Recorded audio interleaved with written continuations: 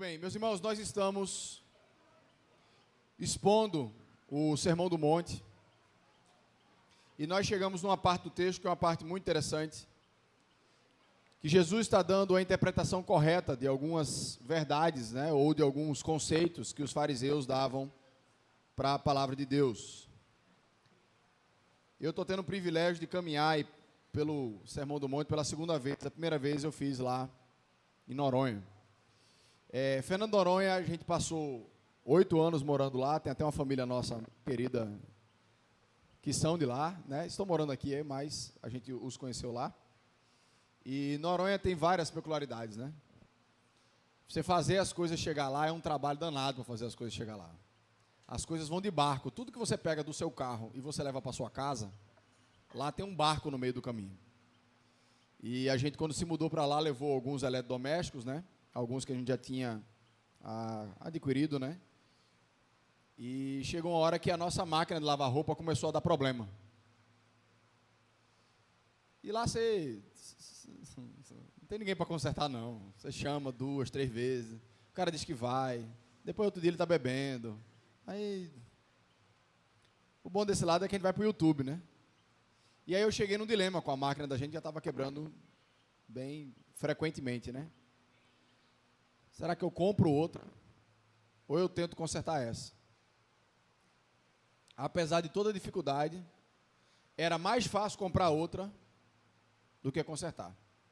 A gente comprou uma outra máquina, a outra máquina chegou, e aí eu fiquei brincando de consertar a antiga.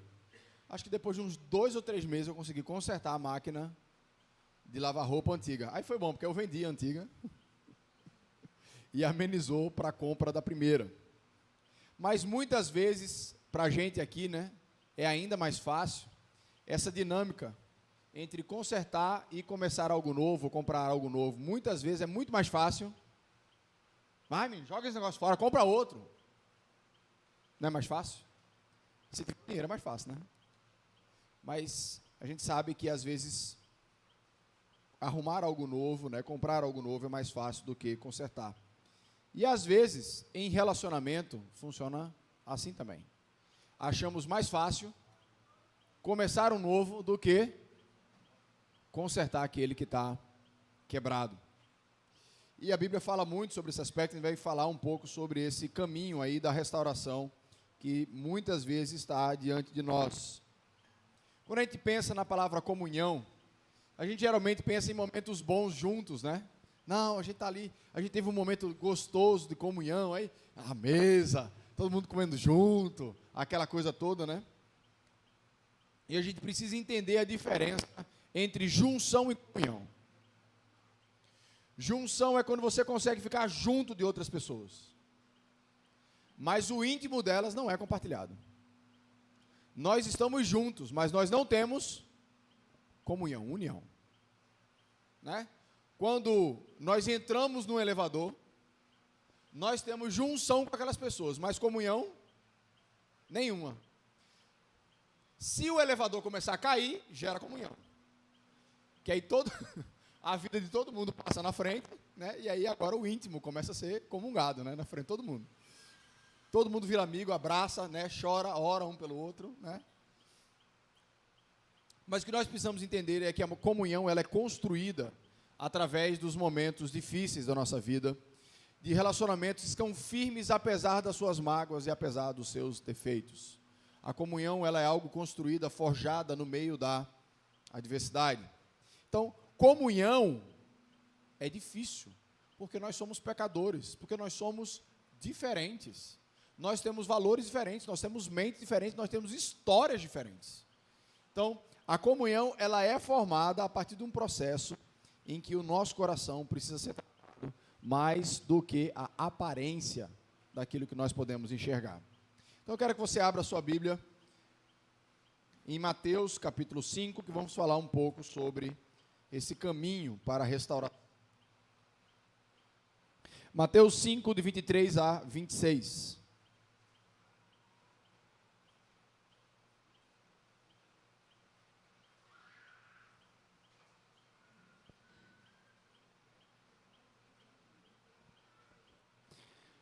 Mateus 5, 23 a 26.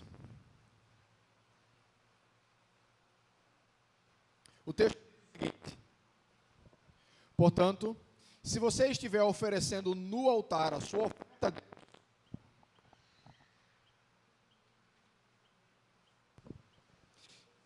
e lembrar que o seu irmão tem alguma queixa contra você, deixe a sua oferta ali, na frente do altar, e vá logo fazer as pazes com seu irmão, depois volte e ofereça a sua oferta a Deus. Se alguém fizer uma acusação contra você e levá-la ao tribunal, entre em acordo com essa pessoa enquanto ainda é tempo, antes de chegarem lá, porque depois de chegarem ao tribunal, você será entregue ao juiz, o juiz o entregará ao carcereiro, e você será jogado na cadeia. Eu afirmo a vocês que isso é verdade. Você não sairá dali enquanto não pagar a multa toda. Vamos orar? Senhor, nosso Deus, nosso Pai, te louvamos, ó Pai, e te agradecemos pelo privilégio que o Senhor nos dá. De nesse domingo à noite, apesar da chuva, estarmos aqui, Senhor Deus, no local aconchegante, Senhor Deus, coberto, para lermos e ouvirmos, ó Pai, a Tua Santa Palavra. Que nós sejamos edificados, Senhor Deus, e exortados por ela, não por uma ideia, mas pela verdade, ó Pai, firmada em Ti, que é eterno. Senhor Deus, te louvamos por esse privilégio. Que o Teu nome seja engrandecido, ó Pai, glorificado, a partir da nossa atenção, Senhor Deus, nesse momento. Em nome do Teu Filho amado Jesus. Amém. Como eu disse a vocês, Jesus está trabalhando, Ele está iniciando aqui esse trato de algumas coisas que foram ditas pelos mestres da lei naquela época, né? E uma das coisas que Ele trata, que a gente conversou aqui na semana passada, é o que está no versículo 21, quando Jesus fala: vocês ouviram o que foi dito aos seus antepassados, não mate, quem matar será julgado. E a gente tratou isso na semana passada, que na verdade somos todos assassinos, porque a Bíblia coloca que aquele que desprezar o seu irmão, aquele que se irá sem um motivo que não seja um pecado, um motivo justo e bíblico, eu estou com a mesma raiz do assassinato. Então todos nós somos assassinos, por mais que a gente não tenha pegado uma faca, uma arma ou qualquer outra arma e ter matado uma pessoa fisicamente falando. Jesus fala que Ele está preocupado não só com os nossos atos, mas também com as nossas motivações, com aquilo que nós desejamos abrigar no nosso coração. Então, o sentimento, o desejo de eu ir lá e matar alguém tem o mesmo berço do desprezo, tem o mesmo berço da raiva pecaminosa. E Jesus fala que a gente precisa trabalhar tanto os atos quanto as motivações, os pensamentos. E esse texto que a gente leu é a continuidade do ensinamento. Então, eu não posso desconectar uma coisa da outra. Jesus ainda está falando sobre não matarás, senão você vai ser julgado. Por quê? Jesus aqui começa a fazer uma relação que Ele diz o seguinte: Deus não deseja apenas que a gente não mate. Deus deseja que a gente não faça o errado e faça o correto. Existe um texto na palavra de Deus, do apóstolo Paulo, que ele fala assim: olha, aquele que rouba, não roube mais, mas que trabalhe e ajude o próximo. A gente pensa que na Bíblia o oposto de roubar é ser honesto. Mas na Bíblia, o oposto de roubar é ser generoso. Porque roubar, você está pegando alguma coisa que é do outro. E generoso, você está pegando alguma coisa sua e dando para o outro. Então Jesus fala: eu não só quero que você não cometa o assassinato, nem por palavras, nem por sentimentos. Eu quero que você esteja preocupado em que os seus relacionamentos, eles sejam restaurados. Se eu não tiver pendência com ninguém, eu não vou sentir desprezo por ninguém, eu não vou ficar com raiva, eu vou ficar de boa com as pessoas. Jesus começa a falar sobre comunhão. Jesus fala que o oposto do assassinato não é eu ficar na minha casa sem ter uma arma. O oposto do assassinato é eu ter comunhão com as pessoas. E é interessante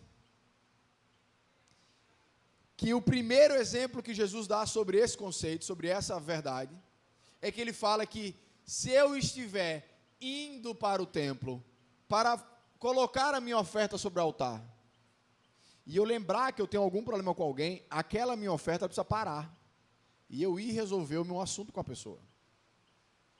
Naquela época, diferente de hoje, que a gente pode ter as igrejas, né? Os locais onde a igreja se reúne, na época de Jerusalém, o templo era único em Jerusalém, então as pessoas caminhavam muito longe para poder chegar no templo. E ele fala, se você está indo e você chegou quase lá, que você já está na frente do altar, se você lembrar de algum assunto pendente com alguma pessoa, deixe a oferta lá, vá resolver e depois volte. A primeira verdade que Deus quer nos ensinar nesse texto é o seguinte: Deus não se interessa que a gente tenha uma vida desconectada horizontalmente, uma vida bagunçada uns com os outros, e com Ele está tudo certo. Deus quer nos ensinar que o relacionamento vertical e o horizontal, eles estão conectados uns com os outros.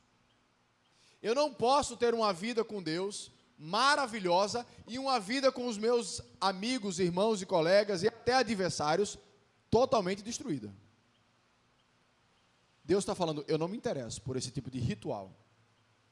Porque quem ainda não se importa com o seu próximo que está à sua volta, quem ainda não entendeu que a vida, caminhar comigo, é uma unidade, onde cada aspecto da minha vida é transformado pelo valor da palavra, ele não está pronto para me adorar.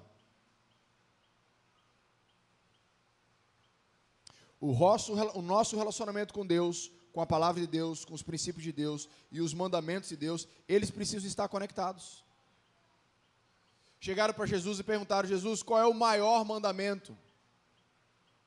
Ele diz, amar a Deus acima de todas as coisas. E ele fala, e o segundo maior mandamento é amar o seu próximo como a ti mesmo. E a gente consegue dividir os 10 mandamentos nesses dois. Os 4 primeiros mandamentos é amar a Deus. Não terás outros deuses diante de mim, não dirás o nome do Senhor teu Deus em vão, não adorarás ídolos, lembra-te do dia de sábado para o santificar. E os outros 6 mandamentos se referem ao amor às pessoas. Honra seu pai e sua mãe, não mate, não roube, não cobice, não adultere. Tem a ver com as pessoas, com os nossos relacionamentos horizontais. E Deus fala, se você não me amar em primeiro lugar, você vai acabar cobiçando. Se você está cobiçando, é porque você não me ama em primeiro lugar.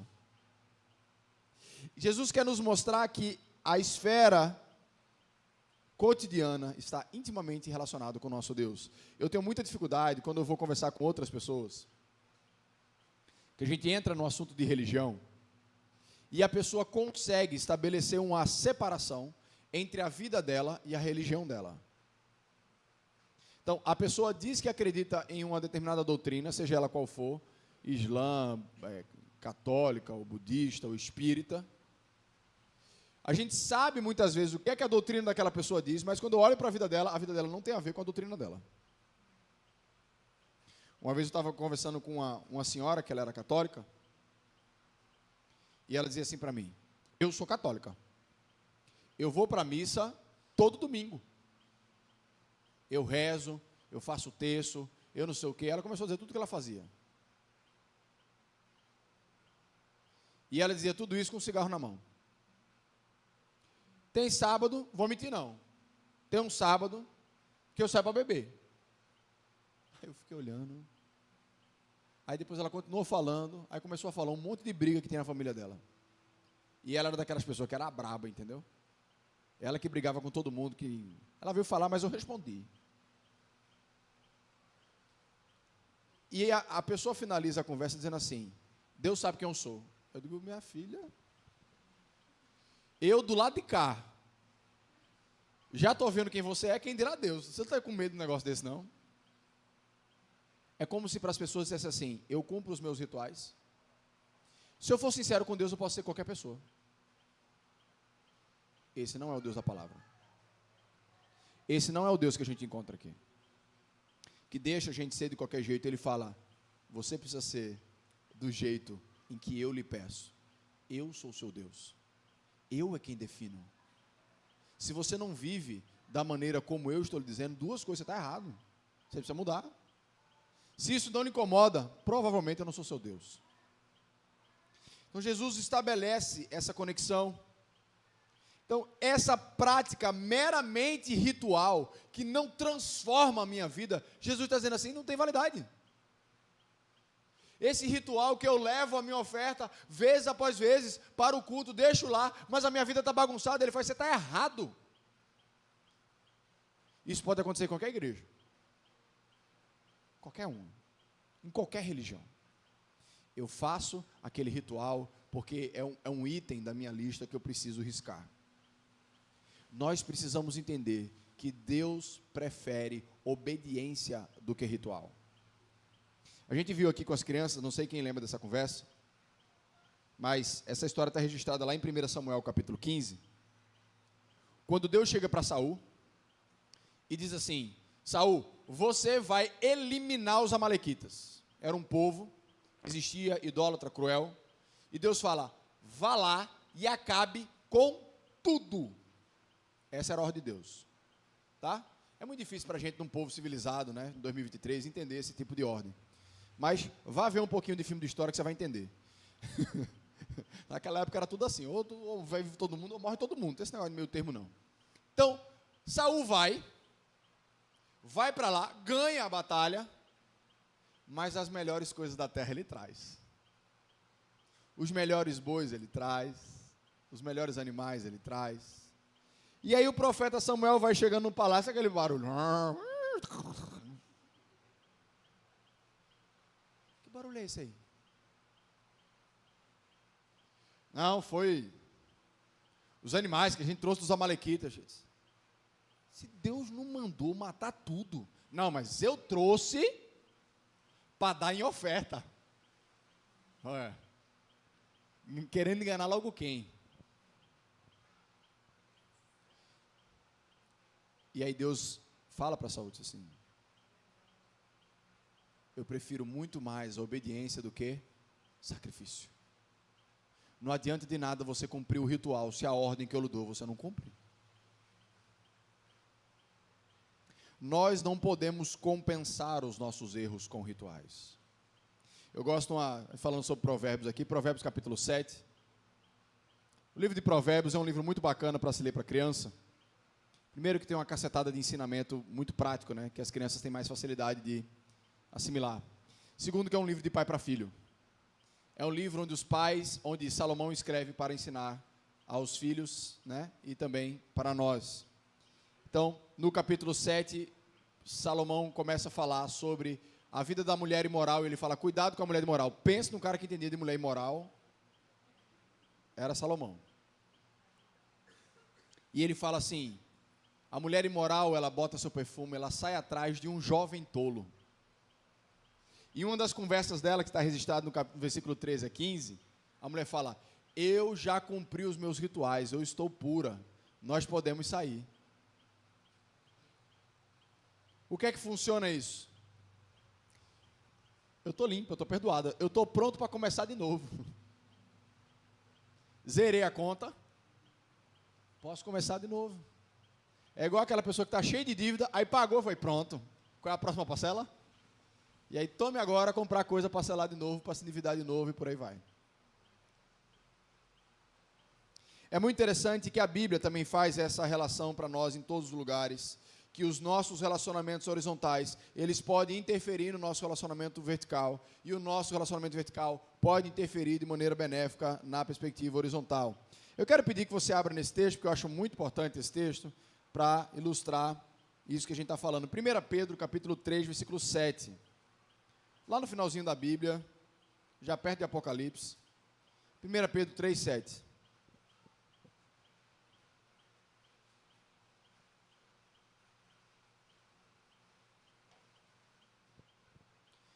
Cuidado aí, as mulheres que são empoderadas, não ouçam esse versículo, tá?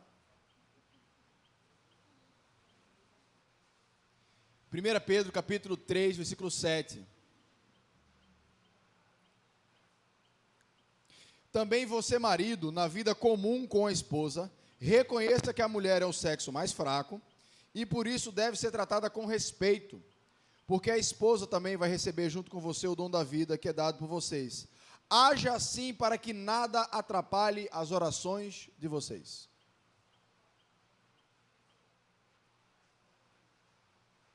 A Bíblia fala que dentro das funções maritais está cuidar da família, zelar pela proteção e providência da esposa, porque é dado a força ao homem para cuidar da casa, e ele fala, e viva a vida comum do lar. Ou seja um homem que conhece a sua casa, que está presente na sua casa, que conhece as pessoas e cuida das pessoas que estão ali. Senão, suas orações serão atrapalhadas junto com Deus.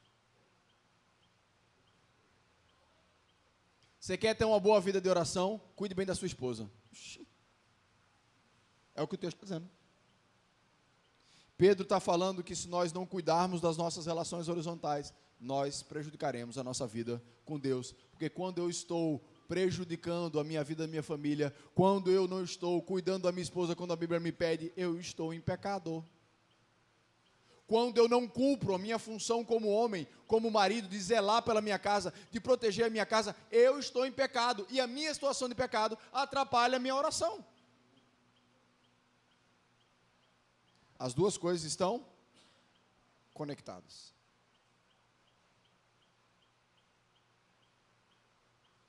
Então Jesus ele estabelece essa conexão entre o relacionamento com Ele e o relacionamento horizontal, que um não permite eu ficar isento do outro.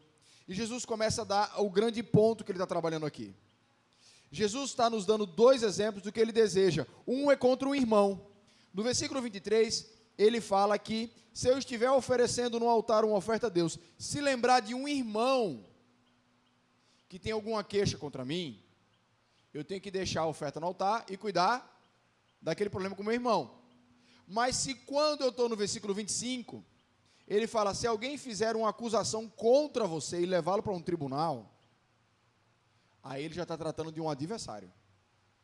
E outras traduções trazem aqui com o adversário, que ele tem uma causa contra você no tribunal.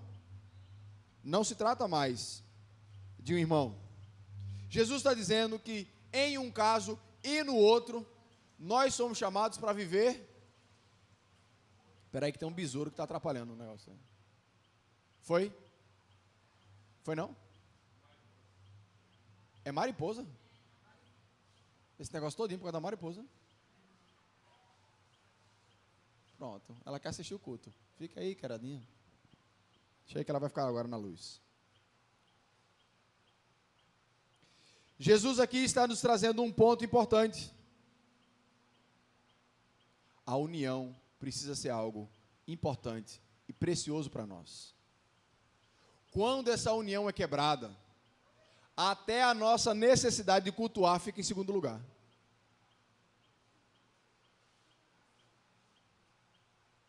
Jesus está nos mostrando que a restauração é um assunto urgente. Jesus também está nos dizendo que quanto mais o tempo passa, pior vai ficando. É ou não é? Aí, a gente tem uma frasinha que a gente usa no dia, diz assim, o tempo cura tudo. Somos maduros o suficiente para entender que essa frase não é verdade. Em alguns assuntos, tempo só faz a coisa piorar, amargurar, separar ainda mais.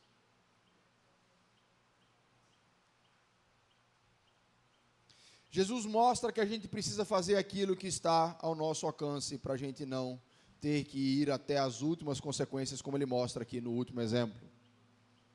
Mas ele fala sobre, eu estar indo para o altar, quero trabalhar essa primeira exemplo de Jesus, e eu lembrar de alguma coisa contra ti.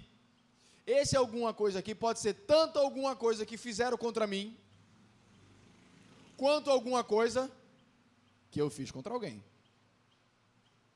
Se eu lembrar de alguma coisa que alguém me machucou, ou eu lembrar de alguma coisa que eu machuquei outra pessoa, a Bíblia nos aconselha a ir lá tratar. Pastor, e como é que a gente sabe a hora de agir? É a hora que a consciência pesar, mesmo que seja no meio do culto. é muito... Jesus, eu acho que ele usa aqui de uma figura de um hipérbole, me permito essa interpretação. Porque imagina uma pessoa que está no meio da pregação, ela se lembra, daqui a pouco a gente chega, não se lembra, de alguma coisa errada que ela fez, ela se levanta, sai do culto e vai embora. Ao pé da letra, é isso que Jesus está dizendo. Sai do culto, vá lá, pegue seu carro, vá resolver. Não deixe esse assunto pendente, é isso que Jesus está dizendo. Jesus está dizendo que precisa ter urgência para resolver essas coisas. Não deixe o tempo passar. Existem algumas formas como a gente pode lidar com esse alguma coisa. Eu posso fingir que não existe. Não, isso é coisa da minha cabeça. Não aconteceu nada. Tem muita gente que acha que resolve e traz de volta a comunhão, fingindo que não aconteceu. Mas, vez por outra, aquilo bate na cabeça, bate no coração. Às vezes a gente foge, ao invés de fugir. Às vezes até o irmão ou o adversário está me procurando para resolver. Não, eu vou ali. E foge.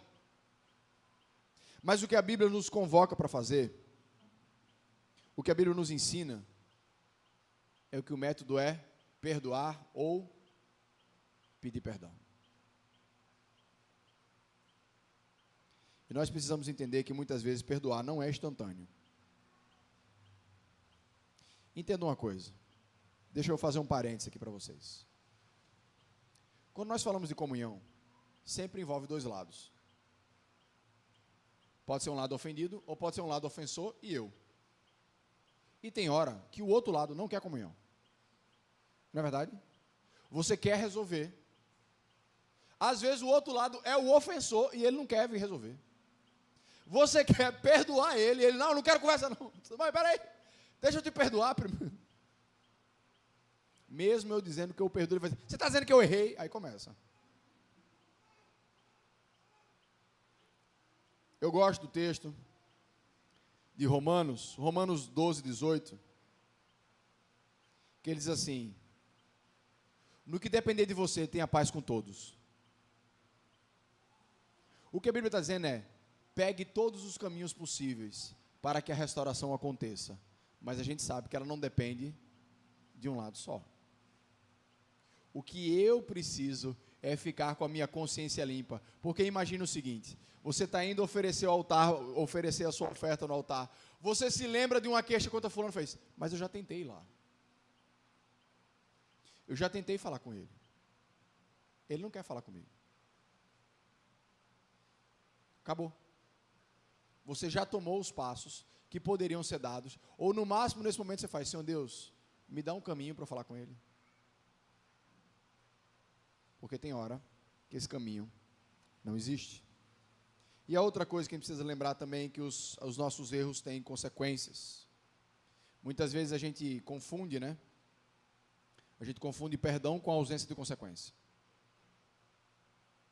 Eu perdoar uma pessoa que matou um ente querido meu, não vai trazer meu ente querido de volta, vai? Não. Eu perdoar uma pessoa que me lesou financeiramente, vai trazer o dinheiro de volta? Não.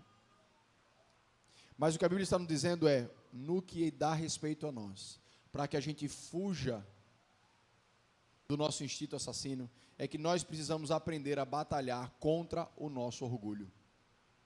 Nós precisamos confessar, nós precisamos nos humilhar, nós precisamos pedir perdão, e no aspecto aqui do adversário, nós precisamos compensar o que foi danificado como pudermos, com atitudes e palavras. Ele fala, se alguém está levando você contra o juiz, aproveite o caminho para tentar chegar num acordo. O acordo vai envolver custo. Faça isso, mas não leve até a última consequência. Restaure. Não pague para ver, não. Não, vou deixar para o juiz, agora se vê lá no juiz. Por quê? Porque a consequência e o preço do orgulho pode ser amargo. Ele fala, você vai levar para o juiz vai lhe condenar e você vai ficar lá até pagar tudo. Jesus está dizendo, vale tanto assim o seu orgulho? Nós precisamos pagar o preço para restaurar a comunhão, e ele tem, muitas vezes é um preço altíssimo. Eu estava ouvindo um testemunho essa semana,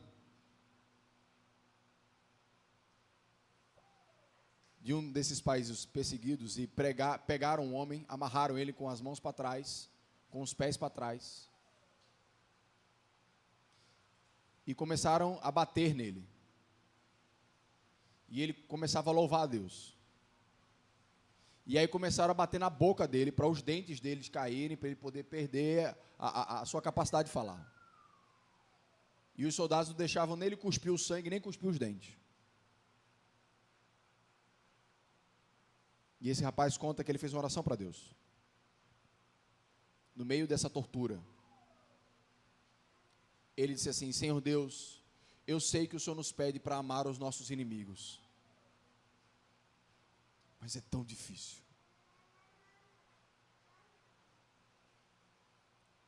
E ele conta que ele ouviu Jesus sussurrar no seu ouvido: na minha cruz eu lhe dei graça para você fazer isso. E ele disse que ele foi preenchido por um amor que não vinha dele. E ele olhou para o soldado como se fosse um filho. E o soldado olhou para ele e fez assim: não me olhe assim. O soldado começou a chorar, se ajoelhou e fez: me fale do seu Deus. O caminho que Deus trilha para nós não é fácil, mas pela força que Ele nos concede, Ele é possível. Eu lembro de um exemplo muito mais suave. Uma vez eu estava organizando um evento lá na igreja de Cascaiada, um evento bem grande, que a gente tinha, e ficamos responsáveis, eu e um outro pastor. E a igreja de Cascaiada é uma quadra, né? A gente tinha que botar um negócio lá no topo da quadra, lá no teto da quadra, um negócio bem alto. Não sei nem quantos metros tem ali, Carlinha? 12 metros, misericórdia. Já toquei naquele teto, misericórdia. Deus é bom. A gente tinha que botar um negócio no teto da quadra, era muito alto. E eu e esse pastor, a gente começou a discutir. Não, que bota assim, não, porque bota assado, não, porque não vai dar certo, não, porque não vai... E o negócio começou a ficar sério. A gente começou a brigar por conta disso. E ficou aquele clima, né? A gente organizando um evento, e ele para um lado, eu para o outro. Dois pastores, eu acho que era seminarista na época. Aquele negócio estranho. Aí ele chegou assim para mim e fez: Daniel, senta aqui. Aí eu sentei e fez. Ele diz assim. Ele olhou para mim e fez assim: meu irmão, Jesus morreu na cruz por mim e por você. Nós fomos unidos por conta do sacrifício que Jesus fez na cruz por nós. Se esse evento sair e terminar com eu e você brigado, a gente não fez nada. Então eu quero dizer a você que eu lhe amo em Jesus Cristo. E eu boto esse ferro lá em cima, nem que seja me botando a corda em mim, eu fico lá o evento todinho. Aí eu disse: meu irmão, me desculpe, me perdoe. Não, vamos fazer do seu jeito, não, vamos fazer do seu jeito, não, vamos fazer do seu jeito, vamos fazer do seu jeito.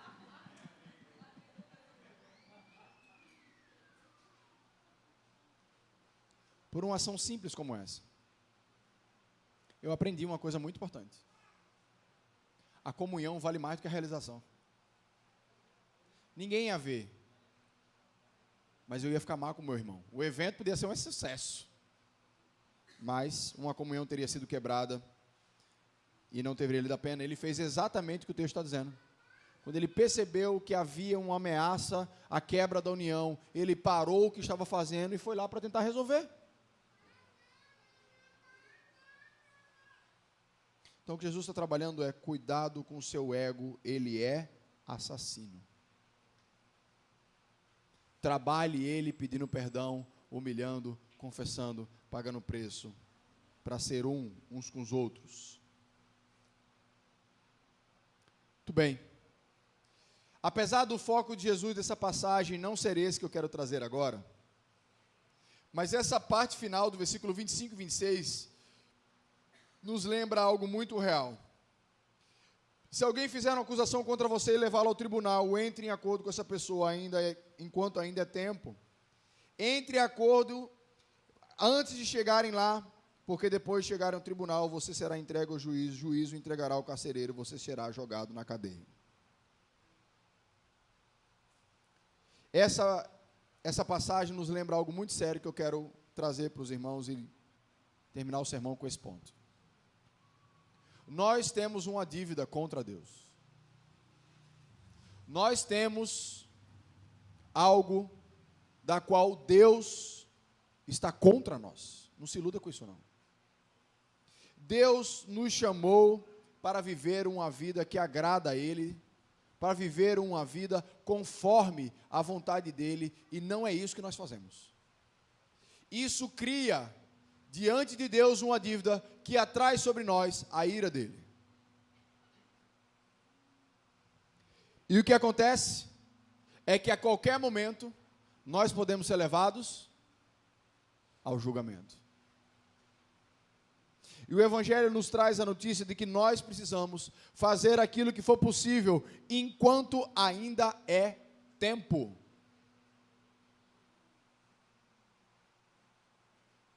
Deus, na sua graça e na sua misericórdia, por mais que a nossa dívida seja contra Ele, Ele é tão misericordioso que Ele faz: você tem uma dívida comigo, mas eu, na minha misericórdia, vou providenciar um meio para que você possa pagar a dívida. O que é que Ele faz? Ele manda o Filho dEle para pagar a nossa dívida. E um texto até que eu li hoje na casa que a gente foi, fala exatamente sobre isso, que é Colossenses capítulo 2.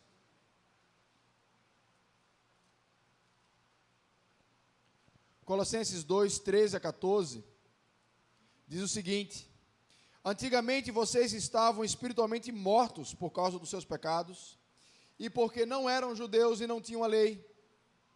Mas agora, Deus os ressuscitou junto com Cristo. Deus perdoou todos os nossos pecados, anulou a conta da nossa dívida, com os seus regulamentos que nos éramos obrigados a obedecer. Ele acabou com essa conta pregando na cruz. Isso aqui é para todo mundo? Não é. Ele fala, para aqueles que estão em Cristo, vocês foram perdoados em Cristo. Se eu não estou em Cristo, a minha dívida está ativa. Meu nome está lá vermelho no SPC do céu. Só que tem uma diferença do SPC da terra, não prescreve não. Somente Jesus Cristo satisfez a justiça de Deus. Jesus Cristo é o único caminho pelo qual você pode resolver a sua ofensa contra o próprio Deus, enquanto ainda é tempo. Nós vimos aqui que todos nós somos assassinos. Cristo foi assassinado pelos assassinos. Assassinaram Jesus, para que nós, os verdadeiros assassinos, pudéssemos ser perdoados. Jesus nos fala, nos dito a respeito de Jesus, 2 Coríntios, capítulo 5, versículo 18 a 19, que o principal foco da vida de Jesus é o ministério da reconciliação. Através de Jesus Cristo, nós somos reconciliados com Deus. Através de Jesus Cristo, nós podemos ser reconciliados uns com os outros. É exatamente por conta dessa proposta de reconciliação de Deus conosco que nós temos a obrigação de nos reconciliar um com o outro. Porque o relacionamento mais quebrado que existia era o nosso com Deus, e Jesus Cristo reconciliou. Então ele fala: olha o que eu fiz com você. Você era inimigo de Deus, e através do meu sacrifício, você agora é filho de Deus. É quase como Jesus estivesse dizendo assim: me diga aí, qual é o sacrifício que você está pensando em fazer ou em reter, para restaurar essa comunhão?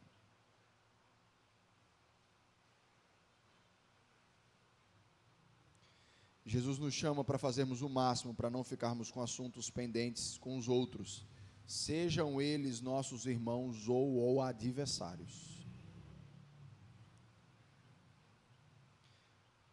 e como último alerta para você, Cristo, enquanto ainda é tempo, nos é dado como nosso Salvador.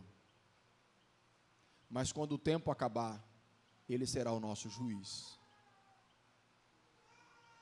Ele será não aquele que nos salvará, mas aquele que nos julgará. É o que está lá em Apocalipse, capítulo 6, versículos 16 a 17. Ele assume o seu trono, Ele assume o seu lugar de governo, e agora não há mais tempo para salvação e tempo, sim, para julgamento. Então eu só quero fazer duas perguntas para encerrar para você hoje à noite. A primeira é a mais importante de todas. É se você já se reconciliou com Deus. Porque se você ainda não se reconciliou com Deus, se você ainda não tem Jesus como Senhor e Salvador da sua vida, o meu conselho é o mesmo do que está na palavra: faça isso enquanto ainda é tempo.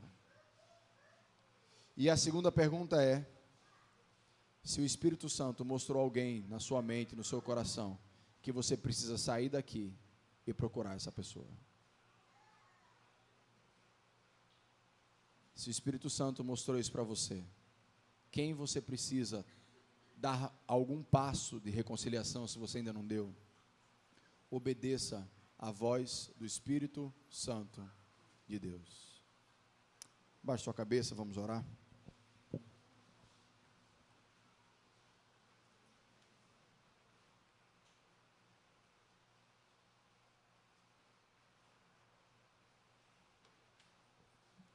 Senhor, nosso Deus, nosso Pai, te agradecemos, ó Pai, por esse amor incrível que o Senhor derramou sobre nós. Senhor Deus, nos ajuda nesses desafios que o Senhor traz para o nosso coração. E não desistir daqueles que o nosso orgulho manda ignorar, Senhor Deus, trocar. Sabemos que são situações difíceis, dolorosas, e precisamos de uma porção dobrada, ó Pai, da Tua graça para lidar com elas da maneira bíblica, Senhor. Senhor Deus, que nós possamos viver uma vida de acordo com o chamado que o Senhor nos fez. Te agradeço, ó Pai, profundamente pela Tua palavra, que por mais difícil que seja, ela é a nossa luz para o nosso caminhar. A chamada para o Evangelho, a chamada para viver com Cristo nunca foi um caminho fácil. Jesus nunca pintou essa bandeira. Sempre foi uma porta estreita, um caminho estreito. Mas o que nos inspira, Senhor Deus, é aquilo que é prometido no final, ó Pai, um caminho que conduz à eternidade. Queremos de fato, ó Pai, ser a semelhança do Teu Filho Jesus. Ajuda cada irmão aqui presente a cumprir o desafio que o Senhor colocou no coração de cada um deles nessa noite. Em nome do Teu Filho amado Jesus. Amém.